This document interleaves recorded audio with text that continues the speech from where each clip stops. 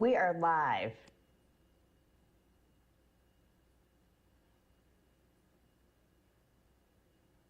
All right. Good afternoon, everyone. Welcome and thanks for joining us for the Licensure Subcommittee meeting. We appreciate those who are here with us and those who might be listening online live. So we are going to go through some of what has been discussed. Alexandra and I will take turns kind of talking through that. Kim, is there any way to, well, actually, when you go to the next slide, it'll probably be bigger. Kim, you're in presentation mode.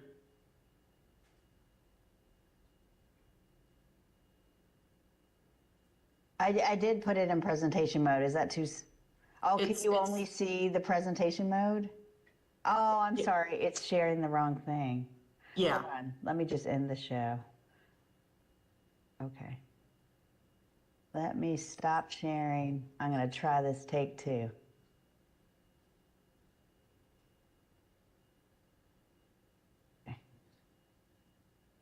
Okay, this should work now. Let's try this again. Yeah. There you go. Yeah, that is much better. Thanks for doing that. And thanks to Kim, Tom, and all the folks from DPI for all of their help with us organizing the presentation and our thoughts and just making sure that we are on the right track with everything that we're doing. So thank you for that. This first slide is the session law again. I think most of you have probably seen this before, but this is just a refresher for you to look at what the law requires and kind of what we've used to guide some of our work as a subcommittee. So give you just a second to review that if you need it.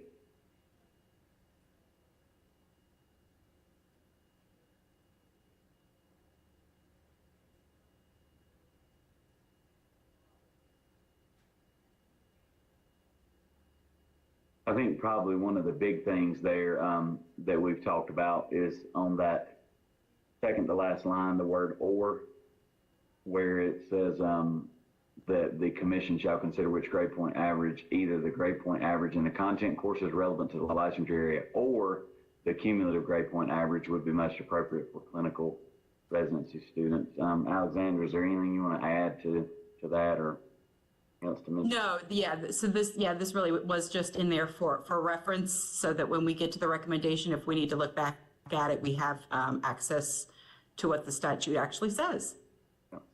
Any questions on that before we keep moving with this? All right, Kim, you can go to the next one if you want to.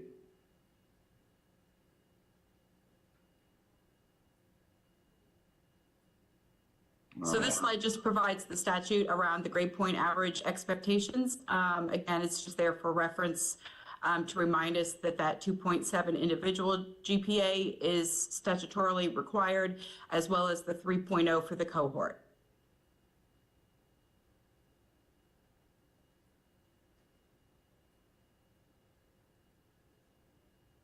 And this is also just a review on clinical residency. No, there's probably nothing that anybody on this call does not already know, but that's there if you need to refer back to it and look at it. It just gives kind of the criteria that you would have to meet to be considered a clinical resident.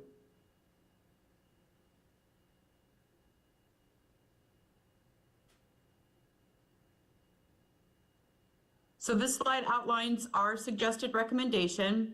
We've added some information based on feedback that we got from participation in the EPP webinar a couple weeks ago.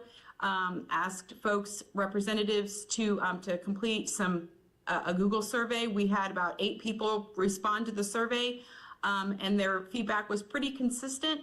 And so we've tried to incorporate some clarification around their questions and their comments and needs to make sure that we are being responsive to the folks who are involved in this work on a daily basis. So the first bullet identifies that our recommendation, suggested recommendation, is that the GPA be calculated based on content coursework relevant to the area of licensure. However, the second bullet is really important around providing EPPs with the flexibility to determine what that coursework should be, so that EPPs can can self-identify what that allowable coursework will be. One of the main questions that we were asked as part of the webinar was around whether coursework needed to come from a qualifying degree or whether any official transcript would be allowed within the statutory guidelines. And Tom Tomberlin went to the legal folks at DPI and was able to get some feedback that allow us to consider content coursework from any official transcript as opposed to a degree. And then felt that it's really important for us to include the consideration of allowing candidates to remediate a GPA by taking content-related coursework, and that real emphasis there on the coursework must be external to the pedagogical requirements of the EPP itself, so that if someone is deficient in their math coursework, they should be able to take some courses to beef up their GPA to demonstrate proficiency in their content area, so that we can be confident in their ability to deliver instruction around that particular content area. We do have some some considerations for the committee to weigh in on today, and those are, oh, thank you, Kim. So one of the concerns from DPI was that the licensure folks do not want to become the GPA police. And so one of the considerations is to stress to folks that the EPP is the authoritative source for the GPA calculation, not the Department of Public Instruction, so that when folks are identified, it's really up to the EPP to determine the relevant coursework and the corresponding GPA for that. Acknowledging that the EPP will need to have documentation for their GPA calculation if there is an audit, because we're allowing that flexibility. Although the flexibility is great for on the EPP side of things, on the compliance side of things, it creates a minor headache around making sure that if there are inconsistencies, inaccuracies, or inequities within how EPPs are using and identifying the coursework, that documentation will need to be solid and available if needed in an audit situation. The question before us really today is, we feel that in our prep meeting, we felt that a minimum number of semester hours would need to be part of the recommendation, so that you can't just take 2 classes in math and be considered ready to go out and be a math teacher. And so looking at what is already required in the licensure world, the residency licensure requires that 24 hours, and emergency licensure requires 18 hours. And so one of the questions we have for committee members today is around, is there a comfort with option 1 versus option 2? Is there another option that we should consider when pondering the minimum number of semester hours to be required as part of the recommendation? Thoughts? So, Alexandra, may I ask you a quick question? Of course.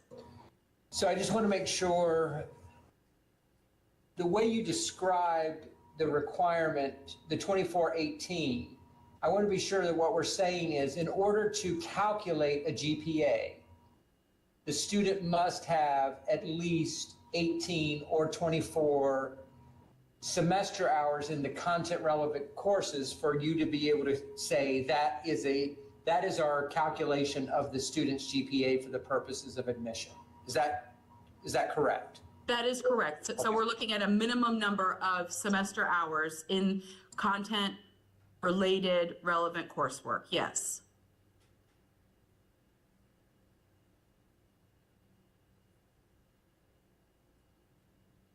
Hey, this is Ann. Would it be helpful? I'm just responding to what Tom said, that to change determine to calculate. I mean, I don't know if I think it matters personally, but might that matter for another group that looks at this?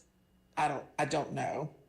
No, that's good. Yeah, absolutely. So in the recommendation, we would use the verb calculate as opposed to determine. Is that good?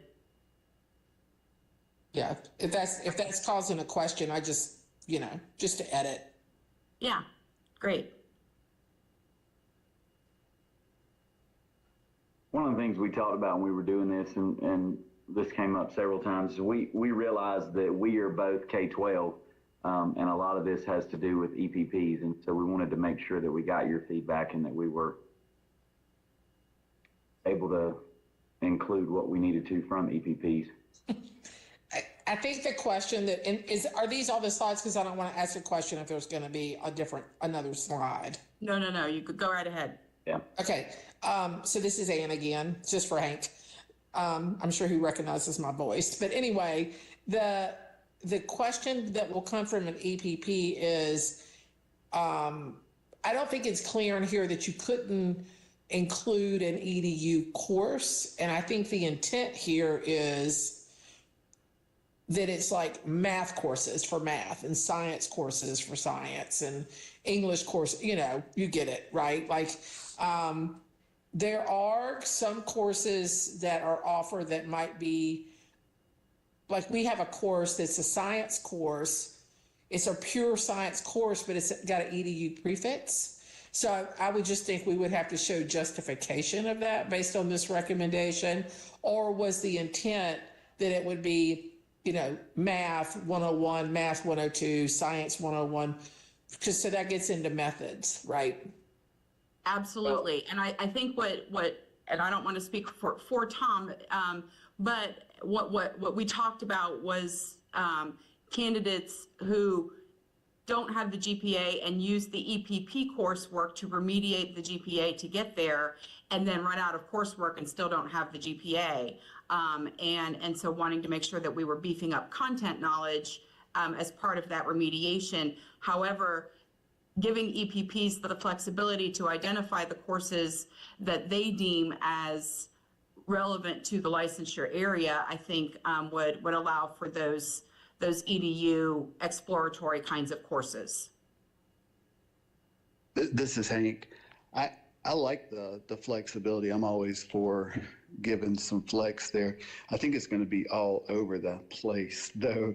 I'm with Ann. We have a number of EDU courses that are more foundational in content as opposed to pedagogical, which could definitely help somebody. And I guess as long as we can just document how we're calculating those in and justifying it.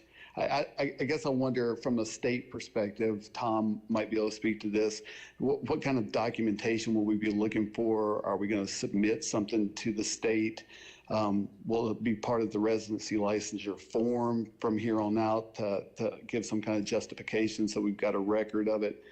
I'm not sure what that looks like. I like it, and I also, while I'm talking, just in case I go off, I kind of like the 18 hours as opposed to the 24 hours. And the only reason I say that is I think more content is better. But let's say I'm in a 30-hour major. If it's 18 that I calculated on, then I can drop off a couple of those bad grades that they might have made in some tougher classes, or if they had a bad semester along the way, and be able to use 18 hours of the strongest work that they had done towards that GPA to hopefully take down one more hurdle.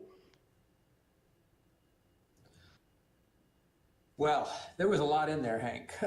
So first, I think there's, when we're talking about the EPP pedagogical requirements, I think from what I'm hearing and seeing with licensed teachers and the troubles they're experiencing is this GPA kind of remediation process is unintentionally tying them up, because if they take EPP program requirements, and that's really what I'm trying to avoid. I don't care what the prefix on the course is as much as I care that what we're not doing is starting them down the coursework path in advance of getting the residency license so that they're completing the coursework well in advance of their opportunity to pass the test, because then they get in this limbo that I can't get them out of. I mean, I've got no way. I feel I'm pretty good between me and Susan. We're really good at getting people out of whatever mess that they find themselves in. But this one we can't solve because the person has done all the coursework but hasn't passed the test. They have to re-enroll, and we've got EPPs that are saying, I can't enroll you anymore. You've completed our program. And these folks, their licenses have to expire because they're not enrolled in an EPP, and we can't convert them to an IPL. So for me, the main goal in all that was to make sure that EPPs are being conscious of this problem and not using their program, their prep program requirements in the remediation process, if that's what they need to do. Other than that, I really don't care what it, I don't care what the EPP says is a content relevant course. Neither I nor my staff wants to get in that business. So to talk about the documentation, so when we go to issue the residency license, it's going to be really helpful. I do think that whatever the EPP used for the determination of the GPA is going to be helpful for our staff to say, yep, they've got the 24. They're not going to look at their GPA. They're just going to look and say, here's what the EPP said the 24 was. We'll accept that, move that one forward. And so they're not going to know unless we build it into some kind of process. You're right, Hank. I don't know if it's on the Form RL or if it's on some other form or some upload from the EPP that here's what we use to make that determination. And then we know they've got the 24 to qualify for the license. Two different processes that are leveraging the same information. I think that having something that's part of the process, which I like this is what the goal, right? Like this subcommittee did a good job saying, here's some flexibility within a parameter, right? I mean, so kudos to the subcommittee. But I think having Tom part of the process, documenting it is helpful for everyone, right? It's helpful for the history for the candidate. It's helpful for licensure if there's an audit of some type from somewhere. It's helpful for the school district to know, yes, they have 24 hours. Everyone's recognizing they have 24 hours, et cetera. So I think that might be an internal recommendation that we could make, that there's a process change, that some type of form is filled out saying, here's what we're counting. And then if you were to see from the licensure side, if they start to see things that don't really mean content, then they could question it, right? There's a little check and balance there if they needed to, right? If they felt like, okay, we're seeing this come through as a trend, let's go back and look at this. And that's always good for the good of all, right? I think the other thing that in the process piece that's real important is what you talked about, is that if you don't have 24 credits and the GPA, that's where you start, right? You start, I'm going to use math as an example. I think this is what I'm hearing you say, and I agree with it if it is. If you have a 2.5 and you're going to be a math teacher and you have 24 credits, then you need to either retake Calculus 2, right, for a higher grade, or you need to take 6 more hours or something else and figure out how to get to your 2.7. So I would say that also is a process that needs to be clear to EPPs so that they don't get to the end and like just enroll folks because they're in whatever. In your example, the 6 hours of math classes that they would have to take would be, or classes would be specific content, would be math related, right? Yeah. And I think you could even say they could take it at the university, or they could take it at the community college or whatever, or other college, right? Well, yeah, because I think that third bullet on the slide that Kim's on right now, EPPs may consider content coursework from any official transcript. Yeah, I really like that flexibility because it also lowers the cost in some cases. Yep. And also the flexibility of the kind of course they could get, short-term, long-term, if they need to do it, that all those things could take into consideration. And I, just for the future Yeah. of our commission, not right now, but I feel like something like this could help us leverage and bring up the discussion again of whether or not there could be an alternative to the Praxis 2. If we're more careful about how we say they have their content knowledge and justify that content knowledge, then if they get to the position that Tom is talking about, where they're in that twilight and can't pass the Praxis 2, perhaps we could say something like, 2 successful years of teaching as demonstrated by XYZ, and the content 24 hours at the correct GPA would allow you to go ahead and continue. I feel like we've never had that second Option. pathway. Yeah. Yeah. Yeah. Certainly something to discuss. Thank you, Hank. Does anyone see any holes? Anything that's going to get questioned later beyond our commission? Kim, can you go to that last slide again, just so that everybody can see that one time? Thanks.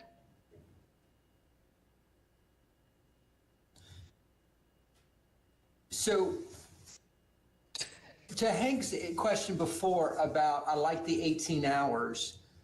So it seems to me this presupposes that you, the EPP, are working with a candidate who's considering admission to your EPP, right?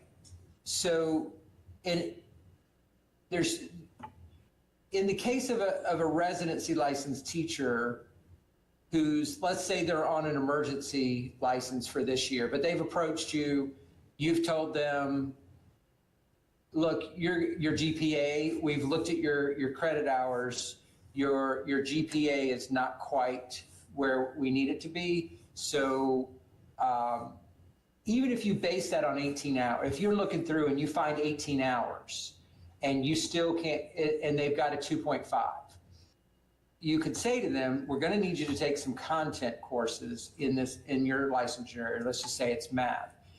But by the time when they complete that, they're coming to you with, now they have the 24 that they need for the residency license, and those other 2 courses are in there to beef them up. Now they've got a 2.75, let's say. So it seems to me that it's right to set this at the 24 hours because they're going to have to get 24 hours to be admitted to the residency for a residency license anyway. And the 18 is kind of you need to think about a minimum of 18, and you're still picking so Hank, you're still picking those 18 that are the best, let's say, and you can do that. But you're saying to them, I'm going to take these 18 and tell you, this is your GPA, 2.5. Now I need you to go get 2 more additional content courses and get an A in that class. So when you come back, you've got the 24 you need to qualify for the license, and you've got the GPA. And that's my only argument for setting this at 24 for the calculation of GPA, because then you're automatically ensuring that the candidate both meets the GPA requirement and the content hour requirement to hold the license. Yeah, and I think in terms of process, this is a nice thing to have in a clear path, right? Like this becomes like a clear thing people can say to folks. Okay, you're at 18, you've got to get to 24. Your GPA, and also your GPA may not be an issue, but you still got to get to 24 to get to residency. So we need you to start with content courses. So that helps PSUs, that helps EPPs. But if it's both, then we're going to you're going to have to go there anyway. And I haven't done a calculation that 2 classes in an A pulls you. It depends on what your GPA is, et cetera, et cetera. Just know that. Yeah. The other thing is on this slide, so I think we need to that would be a good little process thing for us to write in that, you know, if someone is only, what Tom said, Tom, could you just write that down, please? Because like if someone's on 18 hours, because it's all in the details of how it's implemented, right? I mean, that's the thing. The first bullet, based on the conversation of based on my comments about checks and balances, I think we can still say EPP should be the authoritative source for GPA calculations, but we need some kind of phrase that says, but could, you know, that will be submitted to licensure on a form. And if, you know, basically they could be questioned if needed. We need to kind of give that out in some way. So if somebody wants to come up with some language about that it could be, I don't know what it is right now, but something that says, we don't want to ever say that anybody can't be, you know, like, because it could be questioned if someone just chose things that are not appropriate. And they said, we're the authoritarian source, right? Yeah. That second bullet, you don't think that second bullet communicates that? And I'm not meaning to imply that it does. I'm genuinely asking. Yeah, I just think we need to have some kind of checks and balances statement in here somewhere. I do think the documentation is great. That's good. Yeah, I do think that works. And what does that look like is what people are going to say, because they get to the pragmatic, which is not where we are. But I think we just take out not NCDPI, but we could say subject to verification, possibly, something like that. If audited, I don't know. That sounds, subject to review. How does that work? Right? Do audits happen now? I mean, is there any kind of an audit process for anything at this point? Well, I think every time you turn in, I call it that a license paperwork is audited by licensure. That's my title. I don't think it's a true audit in the terms of using the word audit, but anytime you turn in licensure paperwork, it is reviewed and verified. So maybe the word is verified. Yeah, but Chris, just to answer your question, as a state agency, there's always the possibility that the state auditor's office could come conduct an audit on any of our processes. So right. Yeah, it hasn't happened while I've been here in licensure, but that doesn't mean it can't happen. Yeah. Yeah. Hey, Tom, can you hear me? Yes. Oh, it's Susan. Hey. And that really nice thing you just said about the 24 and the GPA calculation, you may have acknowledged this and I missed it.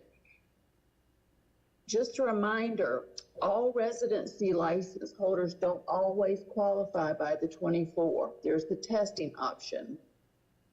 So I think the committee just needs to be mindful of that. But even if they qualify by testing, they still have to have minimum GPA. Yeah, thanks, Susan, for saying that. I think that's what I was thinking about, Tom, is the person who I could find 18 hours for and they're a great test taker, especially like I'm thinking about math, and we have some business people who it's sometimes tough to pin down which business classes have the most math, although some are obvious. But I can come up with 18 hours where they have a 2.7 or better and they pass that test and they can coast right in. I just want to make sure we don't preclude that possibility. I get you. I do understand that. So you could have a conditional statement. You could have both option 1 and 2, residency license requiring 24 hours if the content exams have not been passed, and then option 2, 18 credit hours with the test passed, something like that. I mean, I think that's reasonable. I kind of like that idea.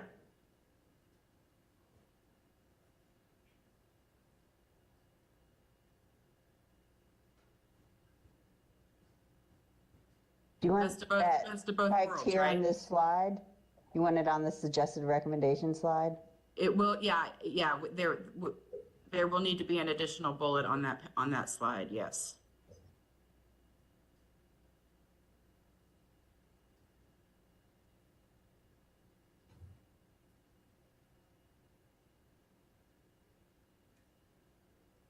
So I think what we're saying is that EPP candidates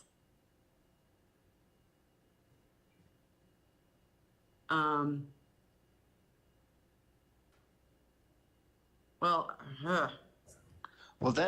this kind of, so then that, if we codify that, then that means that somebody who had an off major couldn't just pass the test without any coursework that we justify. Because currently that can happen, right? They could go in, take the Praxis 2 for biology, and if they can pass it, then that's their proof of content knowledge. And we don't need any, well, we still need the GPA, I'm sorry. So yeah. My bad, I was thinking about two different things. So what if we said something like, if candidates, this will not be the correct language, if candidates are qualifying for their license via testing, if their GPA is not at a 2.7, they must take content courses to raise their GPA. But they'd still have to raise their GPA. Wait, no.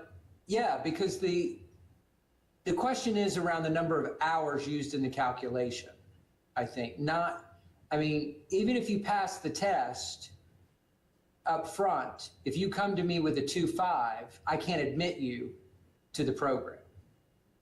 Right. So what if we, to keep it in line, what if we said that, like even if you've passed the test, if you don't have the GPA, what would we want, what would we want people to take to get to the GPA? All of them are taking like content courses. So why would we make this any different, even if they pass the test to get to the GPA?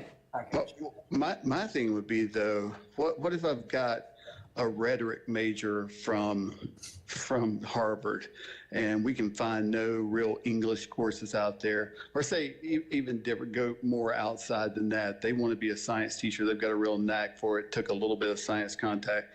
They've already got the Praxis 2 passed in science and their cumulative GPA was a 4.0. Unless I can find 18 hours to base a content on, then they can't teach. I guess that's where I'm trying to make sure. Did you hear what I just said? I thought so, but I didn't think that that's what you were saying. Yeah. If they're qualifying for the license by testing, like it's another rule, right? Right. Like if they're qualifying for the license by testing, because that's in law, right, Tom? That they can do it by, if they're that's how they're qualifying, in the GPA, you choose courses close as you can to create a GPA, but they're not there, right? Then they would have to take, if they have to take extra courses for their GPA, that those courses should be related to their content that they're teaching. That's what I'm suggesting.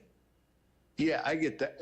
I get that. I'm doing, I guess this would be an off situation where a person just doesn't have even 18 hours worth of content that seems close enough. English major who wants to teach science, a social studies person who wants to teach, and they have a 4.0 cumulative GPA, but we're only basing this on content GPA now. We're not looking at cumulative anymore. I've got to find where do they fall? Because I would hate to keep somebody out who could pass the test and show they had content knowledge just because I can't find the 18 hours now. Do they need an or? I think this is a really important question you're raising, Hank. I don't know how often it will happen, but it seems to me that you're looking at what if somebody acquired their content expertise in a manner other than formal coursework. Like, I don't think somebody just kind of genetically was born to pass the praxis in biology. So whether they did it, but I do recognize that some people could gain an immense amount of biological knowledge just from a variety of sources other than formal college credit. Correct. Or they went into the military for 3 years and studied engineering within that, but we don't have a transcript for it. Right. I see your point, but I personally don't think that the statutory language around this contemplates the recognition of that experience outside of formal coursework. And I'm not saying that to shoot everybody down. I'm just saying that's something we need to really think hard about is there space in the interpretation of what constitutes, formal learning or learning outside of university or college or university coursework. And I would have to look deeply into those statutes to see. Yeah, right. Now, I don't think I was even suggesting that we would use that to have some kind of a calculation. I guess what I'm thinking is we're basically, so it feels to me right now when I'm looking at somebody's transcript, everything is so fluid right now that I could look at a content major and see if I can make the GPA. I could look at the cumulative GPA and see if that's better overall for the student. We're basically cutting off the cumulative at this point. We're saying this is all about content where we're going to get our GPA calculation. And that means that it cuts off somebody who had a 4.0 GPA in their bachelor's degree, had gotten the knowledge somewhere else for a different content area altogether, and can pass the praxis too. But that's the person I'm trying to make sure we don't put in a snafu. To me, that's the reason for going with the 18 hours at least than the 24. If there's possible issues like that at least is the smaller number. Think you can, I would be curious to know how many people that would be, right? And it might be quite a few, to be honest, because it could be that, like I was good at math, but I didn't major in math. And so I teach math, but you know what I mean? Like I like math, but I didn't take a bunch of math. Yeah. And the other group that is, man, I majored in math. I went to a super hard program. I was struggling just to make C's all the way through, and I feel great about my preparation. But I don't have the GPA at 2.7, but my cumulative GPA is a 3.1. But I can't get into a teacher prep program. Well, the statute itself, Alexander and Chris know this I wanted an or, but you can't have an or because it says or. Yeah, like they can have one or the other. So it's what's in, and I was the one to say, can we have an or? So like that, I just don't know which one helps. I'm not sure which one helps more. It feels kind of almost 50-50 to me in what I've looked at over the years, or maybe 60-40. But I would lean towards whichever one would help the most people be able to take the pathway. Yeah.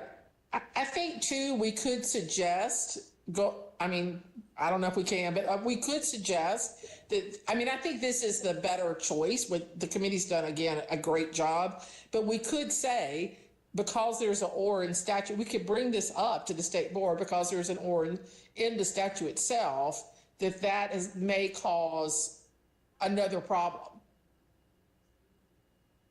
I think that would be great to at least have it out there. And I agree. I think what the subcommittee's done is amazing. I think this looks great. I just want to make sure we don't close the door that we don't need to. Right. Yeah. So I think that we need to be cognizant of that in terms of moving this forward to the next group and say, this is what we're recommending. This is put us in this corner, so to say, right, to make a choice. We really would prefer to have another option because of this scenario. How long does that process take to get changed if it's possible to make that happen? This kind of process all over again. The law itself, Chris, is that what you're asking? To change edit the law? To change the either or? Yeah. And or? I thought it was 3 years, but I don't, for the rule to come, I don't know. I'm making stuff up. I'll be quiet. Oh, I mean, the rules haven't even been developed around this, so we're basically relying on the statute for the guardrails on this. So, I mean, a short session is getting ready to start. I'm not sure that I could get this on the legislative agenda. You know, we could ask, or you could ask, if not this legislative agenda, you could make a recommendation to the board that they make this statutory change that you're talking about part of their legislative agenda for the long session. Kim, can you go back to that first slide while we're talking about it, just to, all right.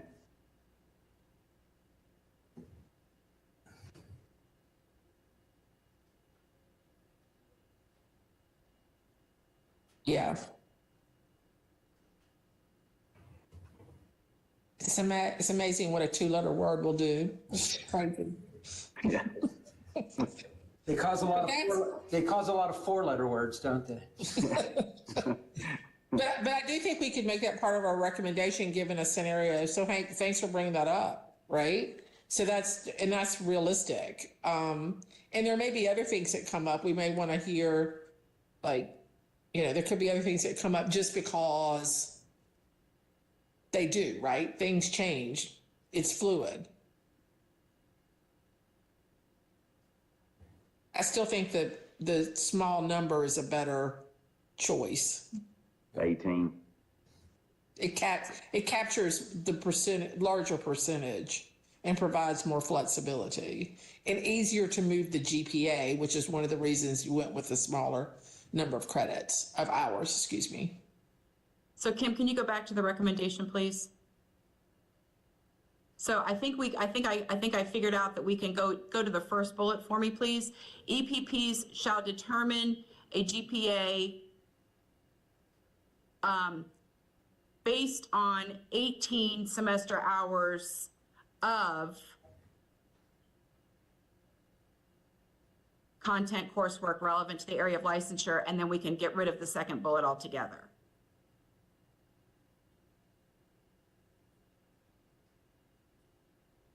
Thank you.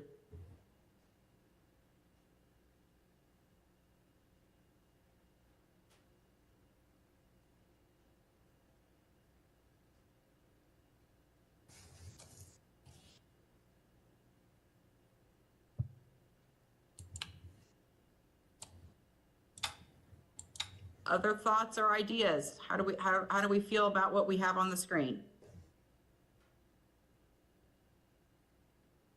With the caveat that as we have the conversation, we might include the opportunity to make a recommendation for the or to be changed. So the math person in me is wondering if it needs to be on at least 18 semester hours. So that way, if people have more, you can, maybe 18 hours won't get them to the 2.7. A minimum of? Yes, or at least, or what, yeah, some sort of verbiage to say you can use more than 18 if they have more, that would help get them to where they need to be. But the minimum would be 18 hours. That's a really good catch, Shannon. It's a floor, not a ceiling. Yeah.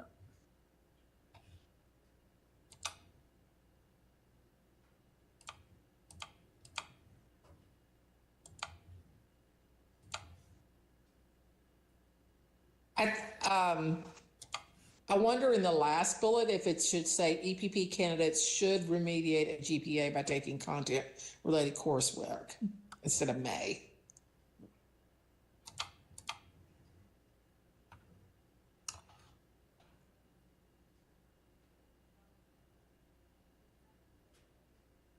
Yeah, I guess the may there was meant if it was necessary to remediate the GPA, but I guess since we're talking about the fact that they would be remediating GPA if they're doing that, then it should be in content-related coursework. So yeah, I think that works. Or you can even change the wording to if EPP candidates require remediation to their GPA, then. Yeah.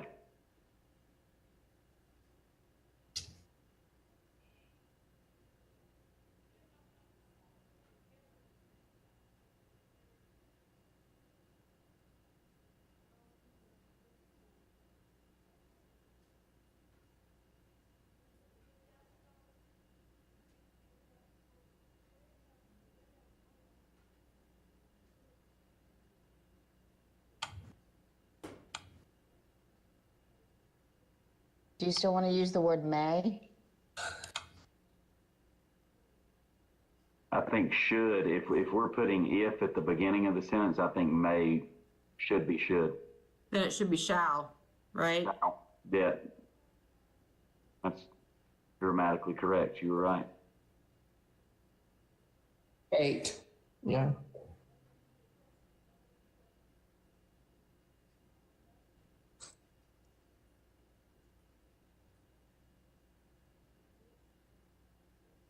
What else? And then once we get this where it needs to be, I think maybe just for my benefit, I don't know if anybody else needs to know, but just the next steps that we go through, I think we would take this to the full PEPSC commission, and then we would present this as the recommendation. PEPSC would vote on it, and from that point, if voted on, it would go, I guess, to the state board, right? For consideration. Is that right? That's It right. goes from commission to the state board, yeah. Okay.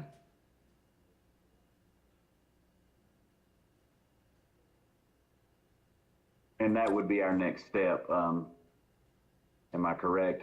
If we get it to where we want it to be today, that's next step. To take it to the full commission, that is Yeah. the next step. In April. April 11th. Yeah, I'm feeling pretty good about this.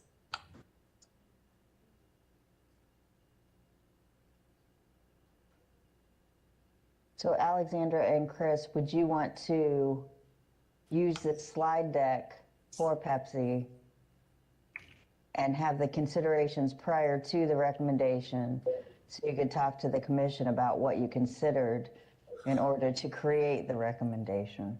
Yes. Are we going to make the changes on this slide right here that we talked about? On the consideration slide, is that what you're talking about, Ian? Yeah, taking out the not NCDPI. Mm-hmm. I thought you were going to put something like, but subject to review by NCDPI, something like that. Yeah, I Yeah. think, yeah. Okay. I think it just subject to review. I don't think it needs but. Okay. Maybe less. I don't know. Let's think about that. Yeah.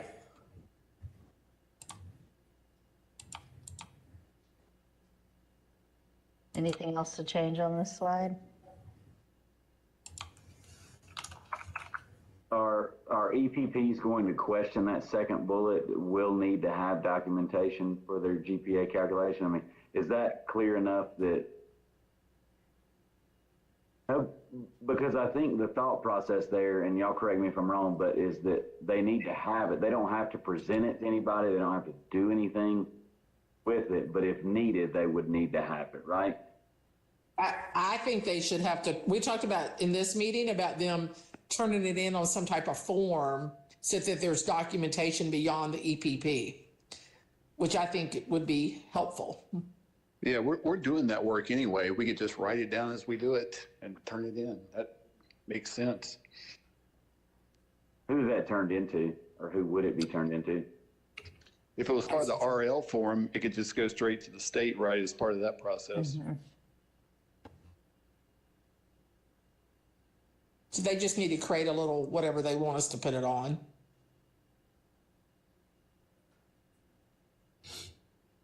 Yeah, I think for this considerations slide, I think we could make this a little bit more robust around some of the other considerations that the subcommittee considered maximizing flexibility for EPPs.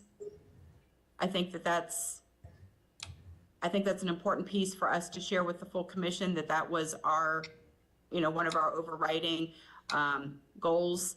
And yeah, I think that's important.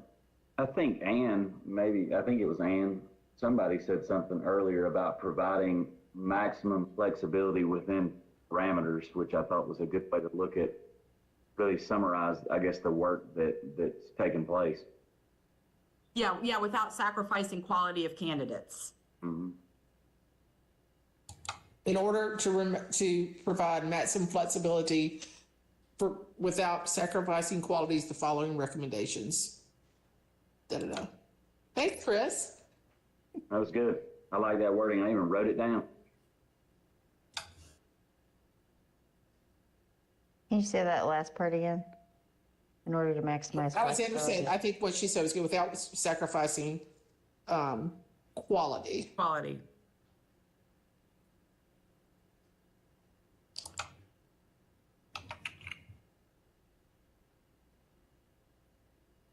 Of candidates to be. Yeah. To be Yes. To be what? I'm sorry. No, you got it. Period after candidates. Oh, okay. Or colon, maybe. Yeah. Sure, colon. Yeah. Colon, not semi. Yeah. Oh, Dot, sorry. not dot, comma. Sorry. Okay. Don't you like typing with 5 people telling you what to do? This is really fun. Kim rolls with that very well. She does. I'm kind of used to it. Is there anything on this bottom one that we've changed? I'm just asking. Because we've had kind of gone back and forth between 18 and 24 and, Do you want these indented then, since that's the colon? Yes. yeah. Okay. If it is not being, there we go. There we go. I think it was also Susan that said a minimum, just to give credit, and these bottom ones don't have a minimum, but I don't know if these are still the same. Option 1 and option 2 is what I'm talking about. Minimum, they should say a minimum. Then It was Shannon. Shannon, I'm sorry. Sorry, Shannon. For the, Right, at least. for the catch. At least. So that was in the recommendation itself. At least 18 semester hours. Okay, so we probably should say This that was- there. This was just a suggestion. This is what was worked off of to see if 24 hours or 18 hours Okay, so we don't need to say could anything. possibly be used. This is just the consideration slide. Meaning it's somewhere? Oh, you mean that you have to have. This is what we 24 hours. worked off of to have that discussion. Okay, It doesn't have to mirror the. thank you. Yeah, I think we're Good. good. And is this enough, I guess, Ann, is this enough these slides and going over this information, is that sufficient for what we need to do on April the 11th? Where is this consideration slide? I don't know that, It's right before the recommendation slide to help explain how the recommendation came to be. okay. I was thinking that was last for some reason, so I was thinking No. that this should be. Well, it used to be last. I just moved Okay. it above. Okay, thank you. Sure. All right, so can you just go, sorry, could you go through 1, 2, 3, 4, 5, just quickly? So obviously the title Yeah. slide, then the work stream itself, the statute, Yeah, and supporting statute around grade point average, clinical residency, and then the considerations that were part of the discussion. okay, And good. then from there, the recommendation. Is there any benefit for that first slide where the word that we've talked about so often is just highlighting the word "or" there, or is Yeah, that? and put in Oh, red. yeah, sure. We can underline it and bold it. In red. And red, okay. Yeah. We'll go with It's a that. pain word. Yeah. That's good. I think this looks good. Anyone else? It's very similar to what we've already I helped Randy put together for the Praxis Core. Yeah. Tom, do you think there's anything else we need to add? No, I think this looks like a great recommendation. Okay. Yeah, I think the recommendation is get any more information. So this is great. No, I do think though, I don't want to put DPI too much on the hook in this conversation about, I mean, the inevitable question is going to be, well, how do we do that? How do we do it? You know, Right. I think Right. the more you guys can help just tamp that down, like, you know, one thing at a time. We're getting the policy first, then the process will follow. That, Right. But other than that, no, I think it's very clear what you're recommending. I think it's good. I really do. This has been more like thought process than I think I originally thought it would be, or maybe all of us really thought it would be. So that, I really appreciate everybody hanging in here on this one. Thank you. Thank you all. Yeah. April 11th then, right? Yes, April 11th, 1 to 3:30. Got it. And we hope to see all of you guys there. And we have 1 minute to spare. Great job.